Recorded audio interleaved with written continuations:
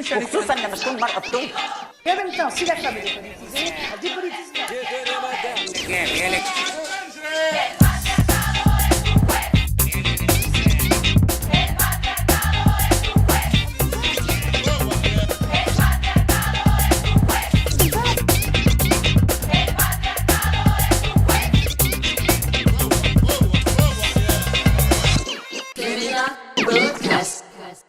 كيفاش نحكيو على الارت ديجيتال من غير ما نحكيو على NFT، تكنولوجي جديدة اللي عملت ريفولوشن في عالم الفن.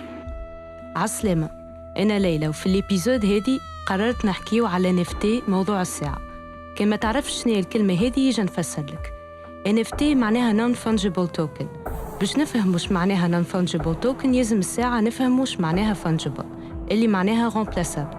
مثلاً كان ضيعت 20 دينار في سهرية تنجم تعوضها أي زوز 10,000 خاطرها فانجبل، أما كان ضيعت سمارت فون ما تنجمش خاطر عنده قيمة ويتسمى نون فانجبل. NFT بالعربي رمز غير قابل للاستبدال، هي عبارة على شيء مثلاً تصويرة فريدة من نوعها وعندها قيمة. كي تشري NFT كأنك تشري شهادة على أوتنتيسيتي الحاجة هذيك، كيف الموناليزا فما برشا نسخ أما ما يجيوش قد قيمة الأصلية. باش تشري NFT يلزمك الأكثرية عملة رقمية كيف الإيثيريوم ولا التيزوس، واللي يعس على البيع والشراء مش عبد ولا شركة، أما تكنولوجي البلوك تشين اللي تخلي كل شيء ترانسبارون وتراسابل. الحكاية هذه موجودة في تونس أي ولينا نحكيو عليها برشا، وغيسامون حتى فما رابور تونسي خرج غنية NFT، واللوفر على الغنية ذي توا وصلت ل $325. حسيلو نجمو نقولوا ال NFT والبلوك تشين هما الفيوتشر، خاصة بالنسبة للديجيتال آرتست. اليوم باش نحكي مع كنزة زواري، NFT art collector و curator. حكينا على ال NFT في تونس وشنية لافونيغ متاعو. Hello and welcome all. Hello Kenza, I'm glad to have you in this interview for this podcast about digital arts. You introduce yourself as a collector, curator and NFT art specialist. If you can talk more about yourself and your career. Hi, well, thank you so much for having me today. I've been a collector for many years now in the traditional art world. I've been collecting art since I'm 18, since I was 18. And then I worked in the arts in 2017, which kind of encouraged me to look at curation and how one curates and how do you curate art. I was lucky to work for the Kneza Foundation in Tunisia, and we worked at the time for JAO 2018. We had 4 spaces, and each spaces was kind of let's say a very important monument of Tunisia and kind of its culture. There was we had 4 curators, and so working with them, trying to like understand how they would work with their artists, how you would invest in a space, the kind of work that you would like to, display, and all of that was really fascinating to me. So I think my passion for curation kind of started at the time. And then I have also background in management. Like I've been kind of in and out the art world, but for the past 2 years now, starting March 2020, I entered the NFT space, starting to understand what an NFT is, how it works, how it empowers artists, and how you could curate NFT art. And in a nutshell, that's kind of how I would introduce myself, I guess. So what motivated you to start collecting NFTs, and what fascinated you about the world of NFTs? What was the moment when you said, yes, this is what I want to dig deeper into? Well, I think for your audience to understand what we're talking about, let's define NFT and NFT art in general, because an NFT can be many things. So again, back in March 2020, I downloaded Clubhouse, which is social media, like a social app that works with the voice. So you entered basically small rooms with people talking, and you can listen to them. You can also talk. It was pretty nice. But all the rooms on Clubhouse were about NFTs. And I had no idea what NFT was. So I entered the rooms and I started learning. And I was like, wow, this is incredible. So an NFT stands for non-fungible token. And it means that it is not dividable, basically. So you have cryptocurrency, which you can, divide. You can have 0.1 Bitcoin, 0.1 Ethereum, but you cannot have 0.1 NFT. So an NFT is going to stand for a digital asset. And I grew interested in NFT as NFT art, so digital art, so a digital asset, but it's an artwork, basically. So it could be a digital painting, it could be a movie, video, animation, music, anything that is digital. And so people were talking about NFTs as like this new way of selling digital art. And I was really fascinated because to me, this was a new way for digital artists to sell their work very easily and to be kind of to be talking to an international audience at the same time. So you enter this community, you show your work to people all over the world. They can purchase your work very easily with crypto, obviously. For some countries, it's not easy yet, like ours. But yeah, I was just fascinated by how the community was starting to be built and about, this new comeback of digital art. Because digital art has been there for like since the 60s, right? And before in art fairs or in galleries, you would buy those digital art with, basically you would buy an USB. Now you have an artwork that you cannot lose. So your USB, you could lose it, or you could start working or whatever. But with NFTs, it is forever on what we call the blockchain. And so if you can't really lose it. And also we know who created it, we know who owns it, and who sold it as well. And that's very important. The authenticity and the ownership and the traceability of art, which is a big problem in the traditional art world. But in the NFT world, this is what people are interested in. They're like, okay, everybody's going to know that this is my work. And collectors are like, everybody's going to know that I own this work. And not only do you have like this traceability, authenticity and all, but also the fact that artists are able to gain royalties out of the sales of those NFTs. So for example, they're going to get some money out of the primary sales, so the first time they're going to sell their work.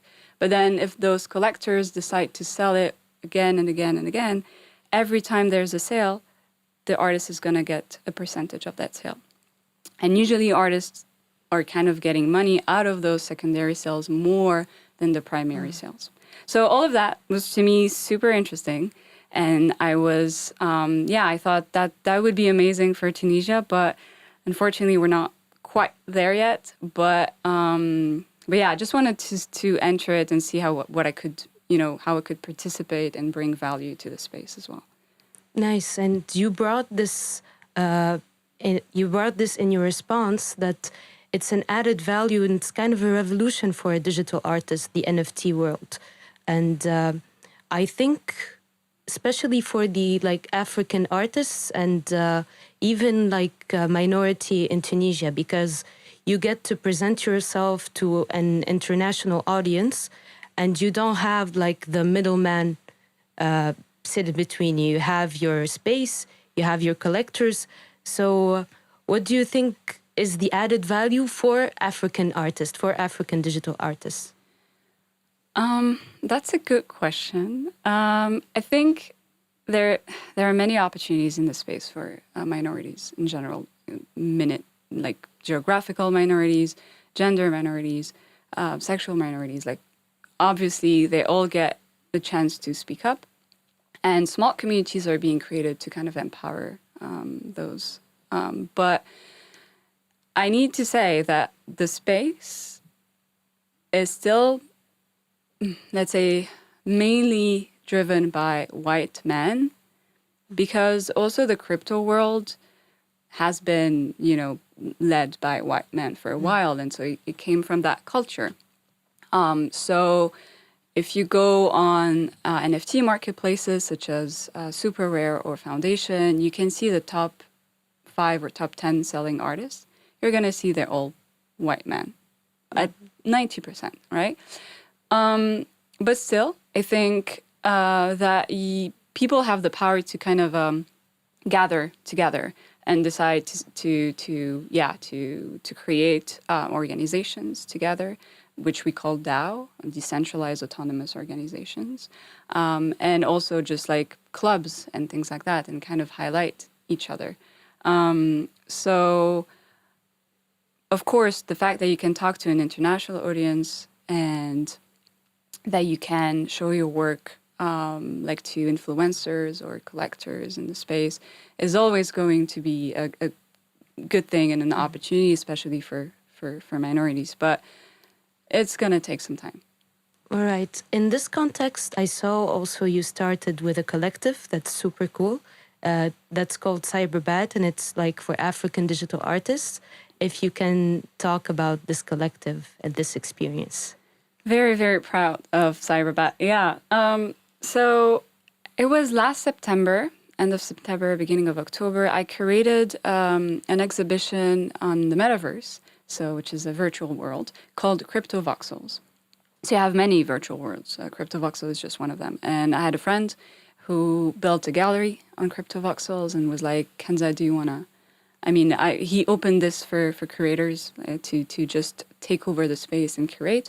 And so we were like, okay, let's do something. And I really wanted to focus on African artists at the time. So I did an exhibition with African artists, and I met several really incredible artists. And one of them, but I knew her from before, but she helped me find other artists. Her name is Linda Dunia. She's half Senegalese, half Lebanese. And at approximately the same time, I think she created an exhibition on Foundation, which is an NFT marketplace, and in Dakar, Senegal, a physical one. Mm-hmm. So, and she called it Cyberbat.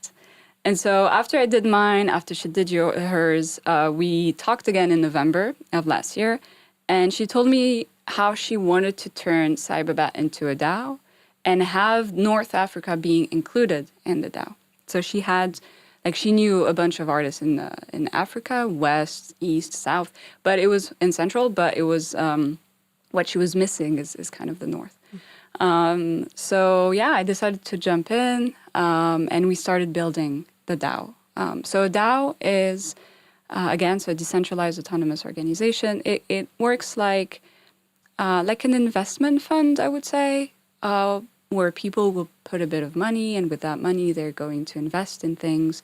And so what we wanted to do is create a fundraiser, which we did, in which we would be selling NFTs. So we have a collective of artists who produced an NFT for this specific fundraiser. And so we sold those NFTs, we're selling them actually right now to fund our activities, which will be residencies, exhibitions, workshops. We are going to work on a zine. So we have many things that are upcoming. And the collectors, the persons who collect the NFTs, they get a bunch of benefits from that. So the DAO is structured as the operations team, so the core team, which is working on setting the strategy, etc. The artist club, so the artists who are members of the DAO, and the collectors club, so who collected from us. And yeah, we're focusing on Africa to create opportunities, to create new initiatives in each other's countries as well. And I'm really proud because really the artists in the DAO are amazing, and the synergy between us is also incredible. So we're looking forward to many things. This year we're going to go to Art Dubai in March, to the Non-Fungible Conference in Lisbon. So really we're trying to highlight the work of African artists. And the cool thing is that really soon we're going to be releasing the artist applications. So more artists will be able to join the DAO. That's really good. And it's like putting them on the scene and putting them out there and introducing kind of African digital art, which is like putting diversity in art, but also putting diversity in the digital artwork. You said you created before. like physical exhibitions. So I'm curious here, what's the difference between creating these exhibitions and creating like a digital exhibition where you have to promote NFTs and you have to be constantly on the web? Yeah, it's very different. Really, really different. Because when you're creating in the traditional art world, you have to take into consideration production costs, which are very minimum in the NFT space. And usually, I mean, especially in Tunisia, the art scene is so small. You don't need to do a lot of marketing. People will know what you do, even if you haven't talked about it, mashallah, but like, you know that they're going to know what you're doing. So, yeah, I would say, first of all, this is one big difference. And then the production costs are really important because depending on what kind of exhibition you're going to do and with which artists you're going to work, the costs are going to be different. The sculpture, an artist who does sculptures is going to be very different than working with a painter, et cetera, et cetera. In the NFT space, you just have one kind of type of digital asset in the sense that it's going to be, of course, you can show it different ways, like if it's a 3D art or if it's going to be just it's going to be an animation or a painting. But the idea is kind of the same. The artist is going to mint the work, and then you're going to have the file, and you can display it the way you want. The limitations in terms of spaces are kind of the same. Like to find a space to create a show, both in the traditional art world and in the metaverse, is a bit difficult because, I mean, you're always going to be dependent on the space and how it looks. Though you could create your own space in the metaverse, which is kind of a freedom, a nice freedom, but you also can create it in the traditional world. It's just easier to do it in the metaverse. And then, yeah, I mean, yeah, it's. I would say it's different, but you can find like small similarities between the two types of creation. And while you are creating these, have you had any impressions on the digital art sector in Africa and Tunisia, like any discoveries sort of you didn't know about before? In what way? Like you discovered new artists, or you discovered that Tunisia has a specific approach to digital art, or it's very diverse? I mean, for Tunisia, it's still pretty minimum. Like, we don't have many NFT artists.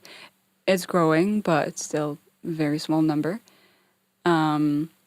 And of course, I discovered many, many new artists. And every day you're going to discover new artists because you're part of communities and people are going to introduce you new artists and new people. And every day there's going to be a new artist. And it's all ages, right? I've seen children, like literally kids, and I've seen people in their 70s. So there is no rules in terms of age, gender, anything. Like it's really open. But yeah, when especially when I created the first exhibition in the metaverse, it's Linda helped me, for example, to find other artists, and the African NFT Club, which exists, like also helped me find African artists. So every day you're gonna meet new ones. In Tunisia, you also need to do your homework, but it's a bit more difficult for obvious reasons. But yeah. Yeah. You started talking about the challenges, sort of like discovering, researching artists. What other challenges you run into when creating these events? Honestly, not much. In the metaverse, you mean? Yeah. Like, no, maybe the one thing, and that's one of the main topics lately in the space, is possibly the lack of support. Like, there is one thing that is really troubling me about the space is that it's all about ego. So sometimes people will support you because they think they're going to gain something out of it. So they want, for people to know that they know you. And it's kind of those kind of, mechanisms. Dynamics, yeah. Which also exists in the traditional art world. So what I was afraid of when I entered the space is that we were just going to do copy-paste. Take the traditional art world, copy and paste it into the NFT world. The only difference right now is that people won't stay silent. So that's really good. And they're really trying to build their own kind of communities and decide what they, how to raise their voices and things like that. So, I'd say one of the challenges is finding the right support. You don't want people who will just shallowly support you. You really want a strong support. And when you create a DAO, for example, for Cyberbat, we are very, we are looking into who are collecting from us, because these people are going to be part of our community. Do they represent our values? Are we in agreement? Do we share the same values? Do we share the same principles? All of that. It's very important, because you don't want to, you want real support. So I would say that. That's good. And you talked about values. Which kind of values are we talking about? First of all, openness and honesty, transparency.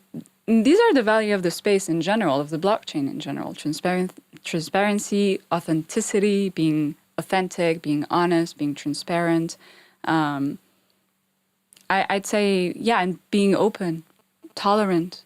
Recently, there was what we call crypto drama. Someone who shared in the past some views that were very sexist, homophobic, transphobic. And that person, got really, even though it was written a few years ago, it still hurt the community. And so we talked about this. We were like, these are not the values that can be transmitted in the space. So that's an example. Yeah. Even if it's like the metaverse or the virtual space, it needs also to have the human values that we have in 100%. I mean, you still have humans behind those avatars, but yeah.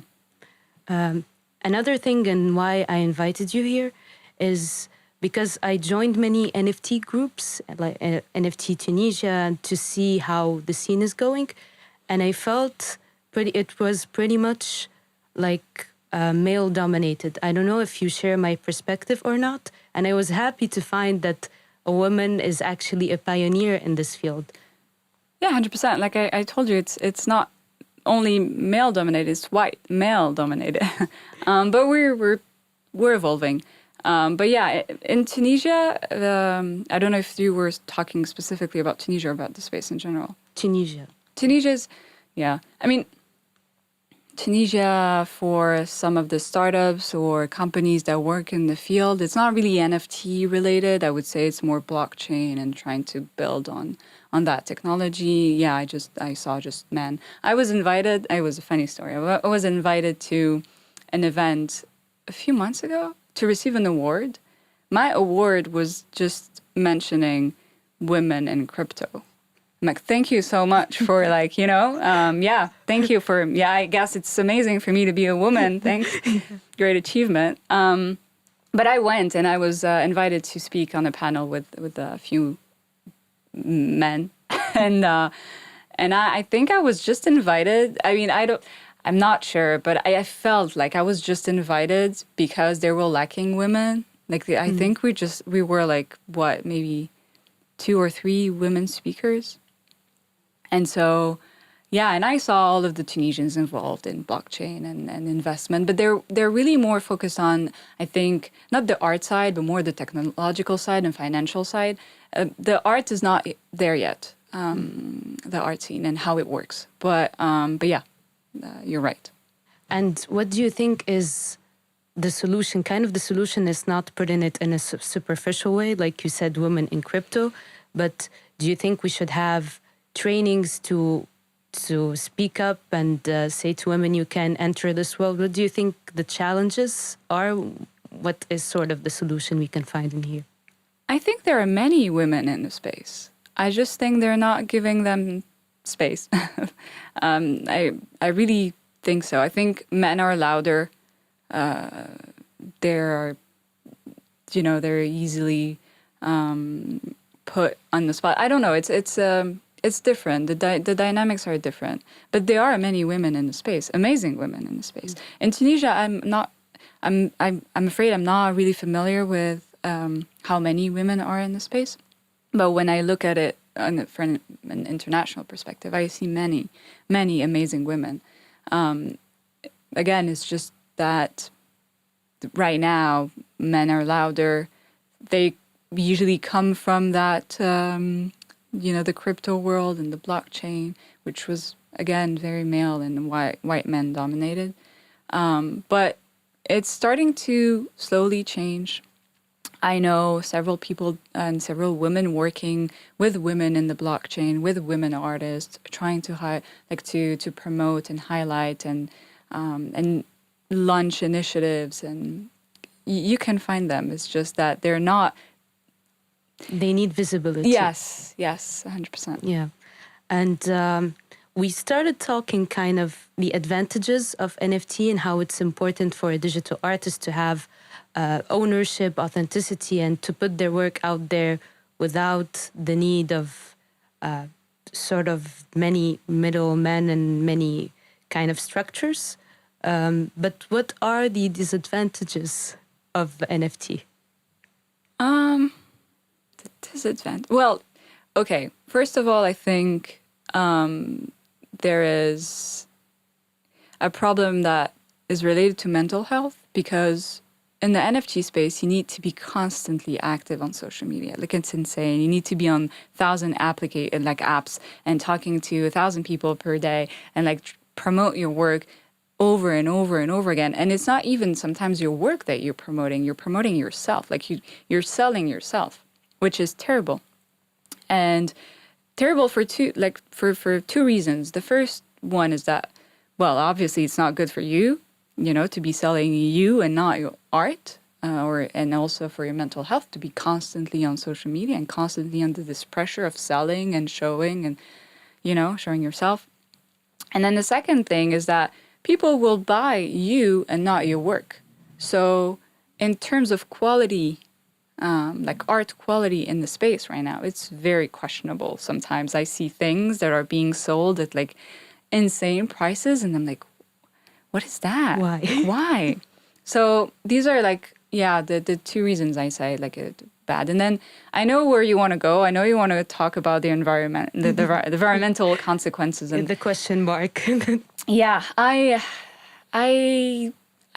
can't answer you. I know that mining, which is not minting. So minting is the act of putting your work on the blockchain. So minting an NFT, which is uploading your NFT basically, is costing less energy than mining. Mining is when you're going to create new, or I'm also not the best person to talk about that, but it's related to the blockchain and how Bitcoin was created and all of that. So when mining, it is consuming a lot of energy, but we're not, not every country has the right to mine or has enabled this and I think for Ethereum, for example, they are moving from, and I'm not sure, again, I'm really not the best person to talk about that, but there's two protocols, the proof of work and proof of stake.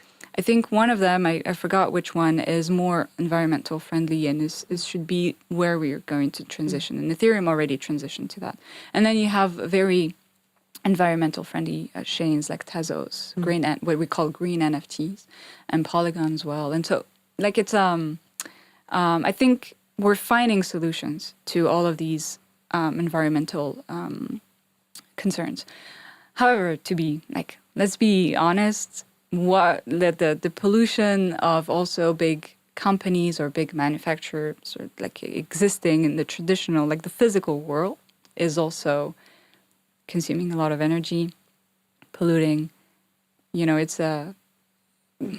you have negative and positive in every kind of world. Yeah, but I find it interesting that the artists that want to be ecologically aware and eco-friendly, they even created these alternatives and these platforms. And they even brought this to the table. And that's when who created the Ethereum started thinking about having different technologies for the space, which is good that we see changes. Even in this community, when you bring something to the table, you can see the change behind it. 100%. I have a friend who is also in the DAO. Her name is Akasia. she's working on a project that is really environmental, focused on environment, the environment and how we can preserve it. And so she's using NFTs to actually conduct expeditions, scientific expeditions, to find, solutions and to conduct research on everything that is environment related. Of course, she would be best talking about it. Like she would better talk about it. But yeah, I know people who are actually launch initiatives to really focus on the environment and how you can use NFTs in the blockchain to improve the environment and to help against global warming. But it's, again, like you can't. It can be black and white. It needs to be gray. Like it's you will find advantages, disadvantages in every places. But yeah. I want to ask now. I want to go back to focalize on Tunisia. Are people pushing back from are they away from the NFT world, or are they enthusiastic about the NFT market? The few people I talked to, I think we're pretty enthusiastic about it.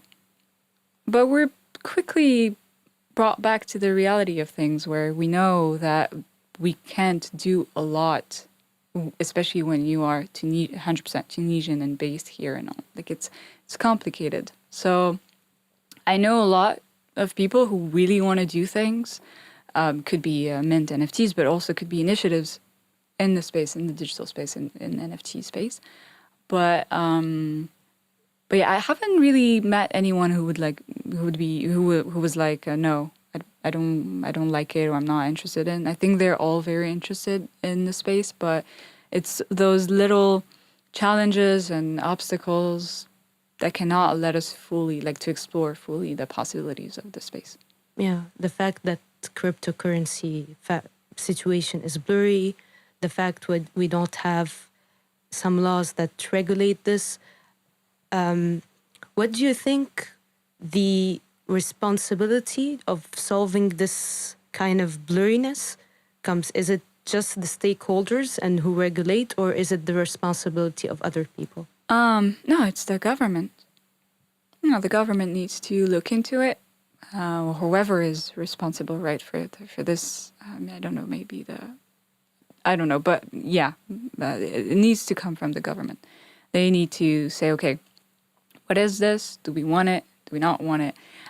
I believe that everything, like all the startups or companies that want to specialize in blockchain can actually really help in Tunisia in general, or economy, or development, or in the art scene as well. But yeah, this needs to be people need to sit down and look at it and decide and make a decision. And understand what is it. Of course, you need to have a specialist, but I don't know if we're gonna do that. It's been, my biggest frustration is the fact that we can't have PayPal, like a basic, easy thing to implement. We can't, or we don't want. I don't even know what is happening there, but we don't have that, which is insane. We can't purchase anything online, so we're limited to whatever we have here, and they make it so difficult. I don't understand why, but I think our priority might even be PayPal before crypto. But yeah, it's just one of those things. I don't know what to say. Yeah, it seems very distant, but it's also very close, because people now are minting and mining, and they are investing in the NFT marketplace, which is, I don't know if it's the hype about the new shiny object in Tunisia, or can we see a light at the end of the tunnel here? Yeah, I don't think people are mining in Tunisia. I think one guy tried and then it didn't go well. But I don't think people are mining. Perhaps people are minting, yes. But I don't think it's just about the hype. I think it is just a new way of selling your art. And it's going to be there for probably years. It's just a new way of selling your art. And a new community that was built, and it's just this new ecosystem that is currently being built. And the art goes in pair with technology. So as technology is going to develop new ways of selling art and displaying art, and is going to evolve as well. I'll give you just one example. I think that every NFT collector is now, if not, is thinking of buying screens to show their NFTs if they didn't do it yet. Some collectors already have bought screens or those objects that a company is doing, infinite objects, like a small, weird, like they did with things. people. Like Exactly, yes. So even that, the way that it's going to change how you display art and how you collect art is something that is not going to change. And the fact that the technology is always going to change also means that you're always going to have to find new ways of showing your art. So yeah, I just think this new ecosystems will continue to be to grow, and I don't think it's going to disappear, at least not now. Probably not now. Okay. And if we can highlight more, like you said, the effect of blockchain on the cultural sector. Do we have more visibility? Do we have more transparency here? Yeah. I think I mentioned it in the beginning. It's about traceability, authenticity, and transparency. So again, when you're going to mint an NFT, you're going to know who did it. And if you're going to sell it, you're going to know who owns it. And you're going to be able to trace back its whole history. Also, very transparent, I or anyone can know how many money you have in your account. Super transparent. So everything that is, weird, that is fraud, we know it. Like a lot of already things happen, and people knew exactly who took that money when and how, and so there were many concerns about money laundering, for example, in the space, which is fair. It could be, but also you can identify them. So right now you can find reports saying, okay, these accounts look suspicious, so let's monitor them. So yeah, I think these are the three main pillars of being in the blockchain, of art in the blockchain. It's transparency, authenticity, traceability. Nice. And you mentioned it through the whole conversation that you take into factor many values and many things while introducing an artist or while organizing an exhibition. If you can talk more about what things you take into consideration when you start creating an event or you start introducing a digital artist? Good question. I think, well, the first thing is kind of understanding what I want to do. So what is the theme of my exhibition? And then where I'm going to do it. So it's kind of reverse. When I worked in when I created physical exhibition, it's funny because we thought about the subject kind of and we worked on the exhibition before even knowing where we were going to do it. In the space, I feel it's a bit different. You want to find a space and then work based on that. So yeah, I'd say the theme, the space, and then what do I want to do? Do I want to have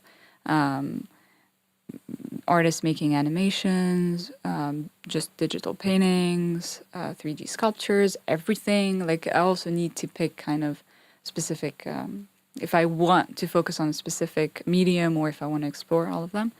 And then the story behind the piece, the art, is very important. And who is the artist as well is very important.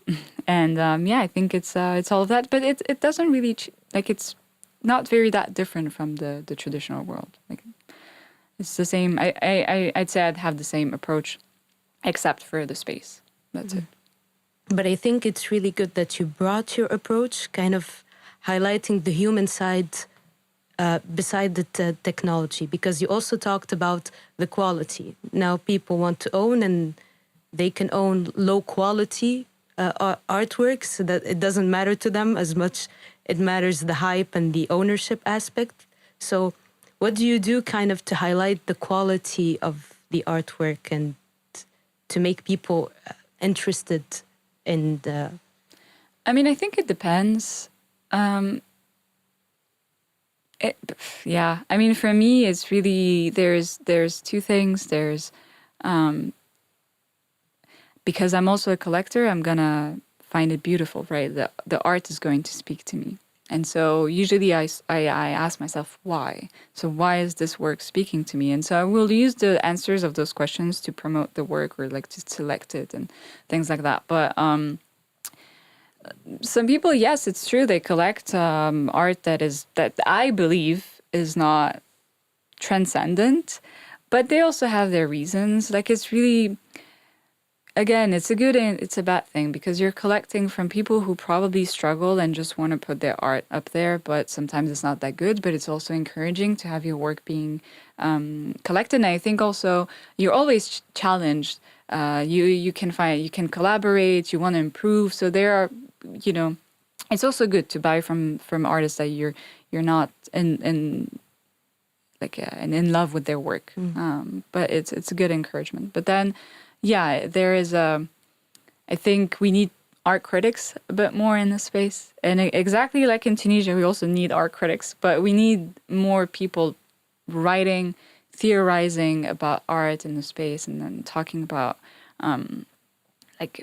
finding, I don't know, like really focusing on art and talking about it in an art critic way. Yeah, not just in the technical sense. Yeah, it's not just technical anyway. Like and then one thing that some people like want to talk about is the fact that they think the space is just speculative. Like, you just buy to resell and make profits. But this works with NFT collectibles, which are different than NFT art. Again, this is my opinion. NFT collectibles are usually those avatar projects, PFP, what we call PFP projects, profile picture projects, where you're going to buy one NFT and sometimes it's going to blow up and you can resell it and make money out of it. But art is a bit more different. I feel like people really collecting art because they love the art. It's not the same approach as just, making money by collecting NFTs and reselling. This is a very important difference that needs to be made because people sometimes confuse both. Like, they think NFT collectibles is the same as NFT art. It's not true. Yeah. It's not the same. It has another value and it has another work. Usually those PFP projects have what we call utility. So if you own one of those NFTs, I don't know, for example, you can get access to VIP events, you can get airdrops, so what we call airdrops, so you can get other NFTs and like things like that. You can also do it in NFT art, but it's not the same focus and it's not necessary also. Yeah, it's not the same approach. Nope. You buy the art for the artist and you buy the art to encourage the arts. Okay, now I want to ask, what does Kenza envision like the NFT marketplace in Tunisia or in the African region in general? What kind of things you want to see or you want to do? I think we need to focus on education first. Like, we need to talk to people about what is it? What is blockchain? What are NFTs? What is crypto? And we need to organize conferences, workshops. It's already happening in a few countries in Africa, in the whole continent. But this is also something we could do in Tunisia as well. They did one event, so the one I went to get my award for being a woman, I went and it was interesting to at least have this happening. But we need more and more specialized, because there's also huge opportunities for gaming. Huge opportunities. And in Tunisia, we love gaming, and we have a few companies like Digital Mania who are focusing on gaming, and really amazing opportunities for play to earn and all of these kind of gaming opportunities. But also, in art and investment and startups, there are many things that we can do. Now, the NFT market in Tunisia, I don't know. I really can't tell you. I think we need to start with education and then build from there. And ideally have our government support us. Ideally. Yeah. They need to start thinking about it because it's really good to see art integrate with technology and to go beyond the borders of introducing our artists to the international audience and introducing our artists in a different space that's becoming the space right now. It's not just the physical, it's the space. 100%. So for any digital artists that listen to us, and this is not a financial advice, but what resources can we give him or her or them to start putting their work in NFT marketplace? Come talk to me and then we'll see. I can't give advice because it depends on what you want to do. I just think, do your own research as well. Like there are many documentation out there that you can, very accessible, that you can read about. Some business cases or like case studies, or have been already drafted, so you can read about, kind of what worked, what hasn't, what will work. As an artist, I think it's good to have knowledge about marketing, community. But I would say the first step is of course, documenting yourself, and everything's available. I'm available as well if they want to talk. But then also starting to get into those communities, talk to people in the community, do a Twitter account, a Discord account, enter those small communities and talk to people and learn from them. Because a lot of them have been there for years. So you will learn from them and you can, I think, grow out of these conversations and the people that you're going to meet. So they can join Cyberbat or any other community that's available. Why not? Yeah. Thank you for this conversation. It has been really interesting. I don't know if you have anything to add. Oh, thank you so much for having me. No, again, I think, it is an interesting space with opportunities, with, of course, like concerns, like not everything, again, it's not black and white, it's really gray, but it is worth looking into. And my focus is really on art and how we can empower and help artists. So I think I just want to say that I look forward to see how it's going to evolve. I'm here also to bring and add value to the space. And just looking forward to see where we're going with that. But thank you. Same. Thank you.